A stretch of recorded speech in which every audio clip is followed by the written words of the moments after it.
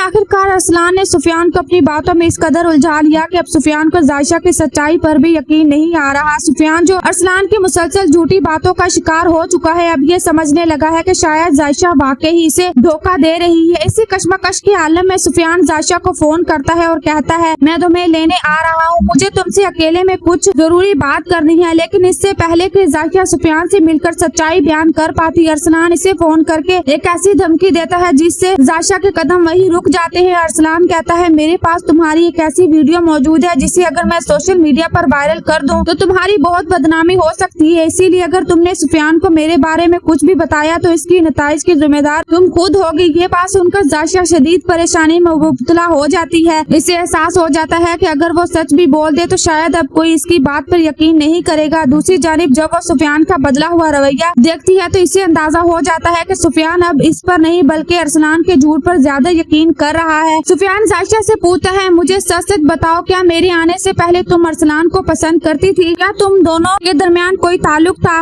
जायशा नम आंखों के साथ जवाब देती है, अरसलान झूठ बोल रहा है, ऐसा कुछ भी नहीं था, मैंने हमेशा तुमसे सच कहा है। लेकिन सुफियान इसकी बात मानने से इनकार कर देता है और कहता है, अगर तुम वाकई सच कह रही होती तो अपने लिए मजबूती से सफाई देती। तुम्हारी खामोशी साबित कर रही है कि अरसलान सच बोल रहा है और तुम मुझसे झूठ बोल रही हो। ये कहकर सुफियान वहाँ से चला जाता है, जबकि जायशा बेबसी से इसे जाता हुआ देखती रह जाती है। घर पहुंचकर सुफियान शेरी को तमाम बात बताता है और कहता है, मुझे लगता है कि अरसलान सच कह रहा है क्योंकि जायशा मेरे सवालों के जवाब नहीं दे सकी। इसी दौरान अरसलान भी वहाँ पहुँच जाता है और कहता है, मैं तुम्हें पहले ही समझाना चाहता था कि जायशा तुम्हें सिर्फ इस्तेमाल कर रही है। पहले इसने मुझे अपने जाल में फंसाया और अब तुम्हें बेवकूफ बना रही है। शेरी भी अरसलान की बात की तायद करते हुए कहती है, मैं तुम्हें पहले भी रोकना चाहती थी लेकिन मुझे लगा शायद जायशा तुम्हारे साथ मुखलिस हो। अफसोस कि मैं गलत थी। दूसरी जानब शेरी और अरसलान अपनी कामयाबी पर बेहद खुश होते हैं। इन्हें यकीन हो जाता है कि इनका मंसूबा नहायत आसानी से कामयाब हो चुका है और सुफियान जायशा के दरमियान दूरियां पैदा हो चुकी हैं। ताहम अरीशा अपनी माँ को समझाने की कोशिश करती है और कहती है, वो माँ को भाई की हालत पर तरस खाना चाहिए, वो जायशा से सच्ची मोहब्बत करते हैं, आप इनके एतमाद का गलत फायदा उठा रही है। लेकिन शेरी फौरन इसे रोक देती है और कहती है, मुझे तुम्हारी नसीहत की जरूरत नहीं, आज मैं बहुत खुश हूँ क्योंकि मेरी जायशा से हमेशा के लिए जान छूट गई है और अब तुम भी इस मामले में मुदाखलत ना करो क्योंकि बहुत जल्द तुम्हें भी इस घर से आजादी मिल जाएगी। नाज़रीन, क्या जायशा कभी सुफियान के सामने अपनी बेगुनाही साबित कर पाएगी? क्या सुफियान को अरसलान की हकीकत का पता चल जाएगा या फिर अरसलान का ये खतरनाक खेल जायशा की जिंदगी मुकम्मल तौर पर तबाह कर देगा?